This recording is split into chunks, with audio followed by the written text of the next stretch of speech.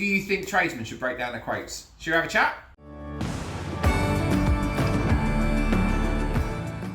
Right, okay, so before we start, I think it's very important, as always, to get our base level of where we're at and what we're talking about, okay? So when I talk about quoting, there's 3 different ways that I would normally talk about quoting. I think there's like a ballpark or a rough quote, and then I think that there's a detailed quote, including scope of works, and then I think there's a fully itemized breakdown. How it would normally work is if a client comes to me or a customer comes to me and they say, hey, look, Josh, we want you to go do job X, then I give them a rough quote off the top of my head, and I'd say, well, it might be between like 2,000 to 5,000, might be between 3,000 to 5,000. It might be 400 quid, 600 quid, whatever. What this does is this gets rid of the stragglers, right? The people who have champagne expectations for a beer budget, right? We want to get rid of those people because those aren't the people that we tend to work for. If you do, fine, great, awesome, you do you, but this is how I work. So once they've said, yeah, that sounds great, let's move forward with that, then we'll go and do a scope of works or a detailed-ish quote.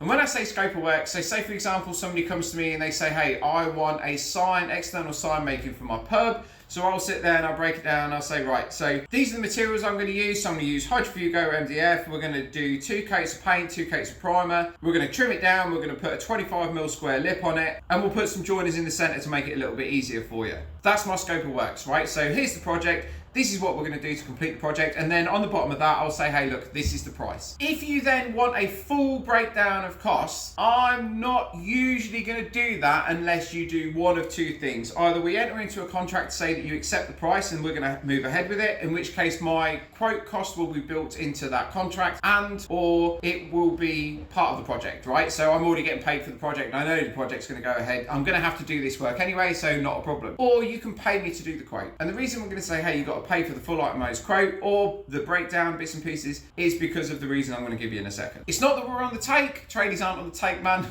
I tell you what, tradies are struggling at the moment, I guarantee it. Anywhere, the people I speak to in the States, people I speak to in Europe, people I speak to in the UK, everybody's struggling. Nobody's on the take, right? And I tell you what, let's get that out of the way to begin with. Just because somebody says to you, I'm not going to give you a full breakdown cost, does not mean they're ripping you off, right? It doesn't mean they're trying to pull a fast one, doesn't mean they're trying to cheek you about. It's just, hey, look, this is my prerogative, right? This is my business, this is the way that I work. If you don't like it, hey, that's absolutely fine. You can go find somebody else to work with. As a general rule, the vast majority of people that I know have worked with and have dealt with in the past, this is the way that they do things, okay? If you found somebody who's happy to break everything down for you, that's great, awesome.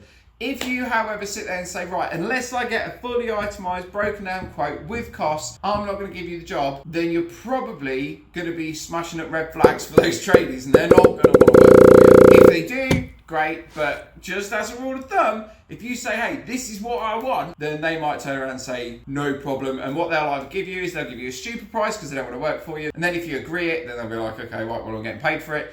Or they'll just be like, hey, sorry, we haven't got the capacity at the moment. The thing is life as a tradie is pretty darn hard, and so we don't need to make it any more difficult for ourselves than it already is. So let's break down the reasons, right, as to why somebody isn't going to give you a full itemized quote to begin with. So complexity and time. Doing that is going to take a massive amount of time. Materials, especially just recently, well, in the last 3 years, I'll say recently, material costs can change daily, weekly, monthly. You know, I used to get a quote and that would be valid for 30 to 60 days. Now I get a quote and it's valid for 24 hours. I guess what I'm trying to say is I can't have a list of costs, expected costs. So my ply's going to cost this, the installation is going to cost that, my beading is going to cost this. I can't have all that sat there that I can go through a list and say, right, that's this, that's this, that's this, because I don't have it. It changes all the time. Going back to what I said about how the majority of trades aren't going to do this for you unless they're getting paid for it, a lot of that comes down to the fact that we're busy, right? We've got actual paying customers that want our work, they want our time, and so it's more prudent for us to go and work for those people and earn that money than it is to prospect for a new job. And that's especially important for smaller jobs, right? You know, if you're only getting paid like £200, £300, £400 for a job, it's very unlikely they're going to break it down massively for you because there's just not the time and the money involved in the work for it to be worthwhile. This one's a little bit of a weird one, but I think it's worth mentioning. People have a competitive advantage, right? So I might do things a different way, and I know how to do things a different way from Fred over here. Now, Fred might do things one way and Florence might do something completely different. So Fred doesn't want Florence finding out how he does it. Neither does Florence want Fred to find out how he does it, right? And we all have our own little advantages over the competition because, I don't know if you've noticed, The market is quite competitive at the moment. The world is extremely competitive at the moment. So we've always got to find our little ins and outs and the ways that we can make a little bit of additional money here and a bit of additional money there. If we would turn around and say, right, here's what the job is going to entail, here's my quote, here's all the information, here's all the materials I'm going to use, I guarantee it, I 100% guarantee it, what you're going to then do is you're going to take that list, you're going to go to Florence over there, and you're going to say, hey, Fred is going to do it for this much. Here's all this stuff, can you beat it? And she's going to be like, yeah, awesome. I'll do it for a couple £100 less, because no skin off my nose, because I haven't got to go through and do all of this nonsense now, because I've seen Fred's work, he knows what he's talking about. I'll just take the work out from underneath his notes. This is a very, very irritating part of business, just part of it. And so what businesses tend to do is they try and protect themselves in ways, i.e. not giving fully itemised quotes, so that you can take that to the competitor and they can say, yeah, awesome, cool, thank you very much for that work, yeah, I can do it for a couple £100 less. Again, it's not about ripping you off, right? It's about protecting our business and our opportunities, which is something that's extremely important to us because we've got families to feed, right? We've got mouths to feed. Right, so flexibility in pricing is the next one, right? So when we give you a quote, what we're going to do is we're going to have a certain amount of money, not a huge amount, not like 50% or something, but a certain amount of money, maybe 5 or 10% built into those costings, right? That we're going to allow for unforeseen circumstances. Unforeseen issues, shall we say, right? So say, for example, we're going to say, hey, right, yep, the material costs this, and then we go to the supplier and he says, actually, you need 20 boards, they're extra £5 a board, there's another £100 on the job that we have to soak up now because the price has already been agreed with the client. What you tend to find is people will write into their terms and conditions, and I would massively suggest that if you're looking for a trade, you're going to do a big job, you get some terms and conditions from them, because then you'll know that at least you're sort of like covered for any issues that might crop up in the future. What will normally be written in those terms and conditions is that, hey, look, if the material cost increases by 10%, 15%, 20%, whatever, depending on the size of the job and the materials that you're using, we're going to have to renegotiate on price because, yes, we will soak up some of the cost, but we're not going to be able to soak up all of it. That is a big, big deal for tradies because we're always trying to, I don't know if we're always trying to undercut each other. I don't think we are. I think maybe some people are. I think it's very difficult in today's world where everybody thinks that they're a decorator, right? Not everybody thinks they're a mechanic, not everybody thinks they're a welder, but everybody thinks they're a decorator because if you can pick up a paintbrush and you can paint, right? You can use a roller, you can paint. Everybody seems to think, within reason, that they're a chippy or a joiner or a woodworker. They think that they can get some pallet furniture, knock it all together, and jobs are good in, right? So we don't have issues, but there are issues I know that people have with, guys on Facebook, you just get a mobile number and they pop up a page and they do it and they do some horrendous work for next to no money. And then they do a runner, and then it gives everybody a bad name. Hence why I said, make sure you go after somebody with proper terms and conditions, proper business information, all right? So simplicity for the client is the next one. I think this is massively important, is because not necessarily everybody understands what is what. Now, this is something that I've mentioned on quite a few videos now, is that, I understand the differences between, get myself dirty, I understand the difference between MDF, right? You've got normal MDF, moisture resistant MDF, external grade MDF. I know which one is better used in which environment. I know why I would use 12mm over 15 over 18, right? Somebody sat there and said to me the other day, hey, I'm going to do some boxing in, can I get away with 12? And I was like, well, you can do. Is it low level? Yeah, it's below 300mm. You've got young kids, probably best to go with 18mm because the chances are they're going to stand on it, right? It's how long's the run? The run's 2 meters, yeah, definitely go for 18mm. Just adds that little additional peace of mind. But I know that, whereas maybe some individual doesn't. I know that when I'm going to do a big painting job, so say for example, we've got loads of cutouts, right? We're going to CNC a board, like a nice geometric design. I might have mentioned this in another video. You're going to see all those, CNC all those sections out, and then you're going to have to prime it, right? Then you're going to prime it and paint it, but before you paint it, you got to sand it down, you got to rub it down. Each one of those little bits and pieces is going to take, it's going to be a pain in the arse. And I know it's going to be a pain in the butt because I've had to do that sort of thing. Now, what I've learned is now we spend the additional money, on the material, better material, that isn't going to have as much of a prep time. I know painters and decorators and sprayers that will only use specific paints, right? They would laugh if I sat there and said I was going to use Insta Coat. They'd laugh at me and they'd say you want to use like Renner or Turcarella or I don't even know. You tell me how I'm supposed to say it. So they will do that because they know that they're going to get a better finish. It's going to be less prep time, easier for them to work, whereas somebody might just be like, oh, I'll use Dulux. The vast majority of us are quite good at our jobs and we pride ourselves in quality work. And so what we try and do is we try and get the customer, the client, the best opportunity possible, the best trade-off between labour costs and the best trade-off between materials and time spent. It's not about ripping you off, right? It's not about ripping anybody off. It's just about trusting us to be able to know what we're talking about and letting us go get on with that. So when I get into a scope of works, one of the reasons that I do a scope of works after we've agreed a ballpark price is then it gets rid of any difficult conversations later on. And this is something that I've learned because of my screw-ups, right? So take it from me, learn from my mistakes, not don't make your own. The beautiful thing about scope of works, right, is I can sit there and say, so say for example, I had a sign company say, hey, look, we want some signs making, sign stands, okay?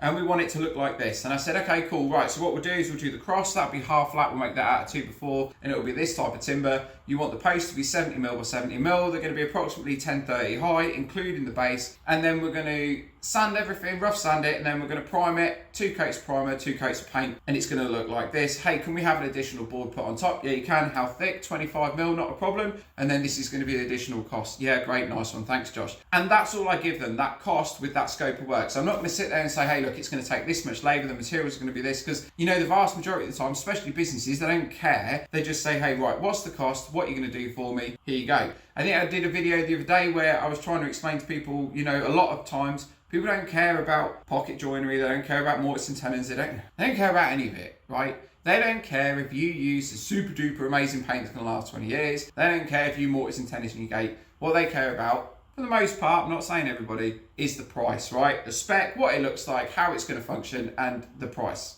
I think the scope of works is massively important, just because, like I said, it stops any misunderstandings. The amount of times when I've been working with some designers or architects or engineers and I'm like, oh, I'm not too sure about this. So I send a scope of works through and say, hey, look, this is everything we're gonna do. Is that okay? Check through it and let me know.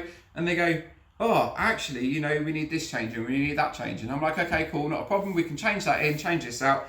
And then this is the price increase. And they're like, yeah, great, nice one. And so that's where I think it's important to do that scope of works. Again, after you've done that ballpark figure, and so before you do a fully itemised quote, if they want that breaking down and if they're prepared to pay for that. The last one I'll add in, and this can be a bit of a bone of contention for people, is margins, uplifts, and additional costs, okay? Any business you go to is gonna put a margin on their product. They're gonna put an uplift on their product, right? They're not gonna buy it for 20 quid and sell it to you for 20 quid. That's not how life works. They're gonna buy it for 20 quid and they're gonna put, say, 20% on, so that's gonna be £24 to you. And then what you're gonna do is you're gonna buy that then, that timber, and you're going to then add another 20% on. And so the thing is, that 20% is massively important because that's what you put in there and that pays for your fuel, it pays for your time. What it means is it means that tradie isn't going to be out of pocket for going and collecting that timber, for going and collecting that product, so they can then come and use it on your job. Because let's be honest, right? If you work somewhere and then they turn around and said, hey, we need you to go pick this up, and you're like, awesome, yeah, cool, I'll get to work at 9, I'll go over and pick it up, and they're like, no, you've got to go get it and then come pick it up. But mate, it's in Bedford. That's 2 hours there, 2 hours back. Yeah, it'll be there for 6 a.m. So you can leave at 4, pick it up at 6, get back here for 8, and then you can start work at 9. No, that's not how it works in the real world. That's not how it works in the trading world. So everybody's going to put a little bit of an uplift on there. The next thing is a margin, okay? Now, this is something that maybe people who don't run a business struggle to understand.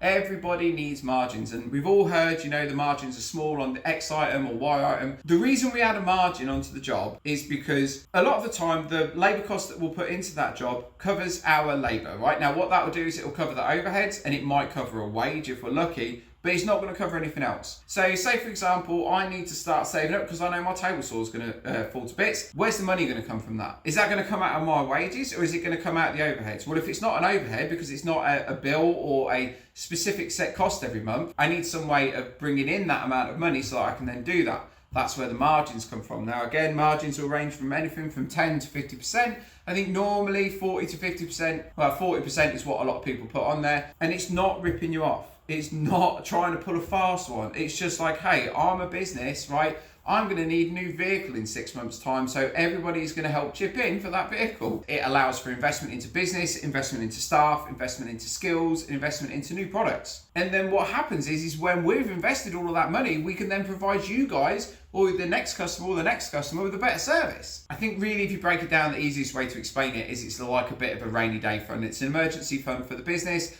You know, there's a guy I watch, what is his name?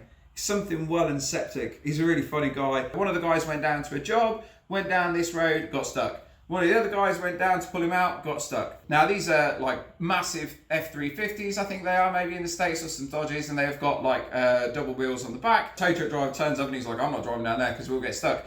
So what we'll do is we'll push and we'll cable everything up the hill. Because they cabled everything up the hill and there was a lot of wheel spinning, a lot of dragging, all this sort of stuff, ended up tearing up tyres on these vehicles. So this ended up costing him, I think, like 6 or 7k in tyres. Now, he didn't pull it out of the guy's money, like his wages, because he screwed up and got the truck stuck. What he said was, well, this is a business expense, right? And this is where the margins come from. This is where the rainy day fund comes from. And this is why businesses charge a little bit extra on every project. Okay, so this is my take on it. Okay, this is how I view it. This is what we do. And I think that this is the correct way to run a business. I speak to lots of business owners, whether it's in person or whether it's on the internet. And for the vast majority of the time, everybody does the same thing because this is the tried and true and tested way that things seem to work. Again, it's not about ripping anybody off. Okay, we're not trying to pull a fast one. The vast majority of tradies that I know don't earn anywhere near as much money as people think that they earn. If they're charging you £40 an hour, I guarantee they're not taking home £40 an hour. And if they are, bully for them. Because the vast majority of people, I would say over 90%, aren't getting that. Overheads are a killer at the moment. Bills are a killer. The one thing, I was having a chat with somebody today. If your bills, say, for example, have gone up 6k at home, your bills have gone up 6k at home, my bills have gone up 6k at home, my bills have gone up 6k here as well. So now I've got to find another 12 grand a year. You're struggling with that 6, I've got to find 12. It's not that simple. Like, where does that come from? Like, where do you find that? You don't, okay? We have to find and work and pivot and twist, and it's hard work, man. It is effort, but I do enjoy what I do, and I do think it's an awesome thing to be a tradie. I love it. I really do. So all this video was really about was sitting there and laying it all out and just saying, hey, look, this is the way that we do it. This is why we do it. It's not about ripping you off. It's not about creating a hassle. It's just about being honest with you and saying, hey, look, here we are. This is what we do. You do what you do, right? And we're trying to all work together. You let me know what you think below. If you do it a different way, by all means, let us know. If you think I'm talking rubbish, by all means, let me know below. You have a good one. You take it easy. And I shall catch you on the next video, all right? You have fun.